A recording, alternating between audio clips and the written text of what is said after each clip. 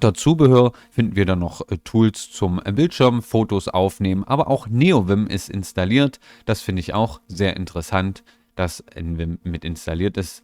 Hier sogar mit Zeilennummerierung alles schon so gut vorkonfiguriert, dass man das Ganze hier wunderbar schon sehen kann.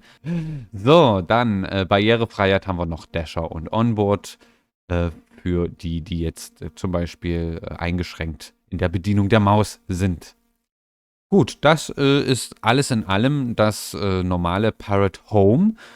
Also ein ziemlich solides System, kann man auf jeden Fall verwenden, ist schon von Haus aus sehr sicher und man hat schon viele Sicherheitseinstellungen, die man eben schon von Haus aus nutzen kann.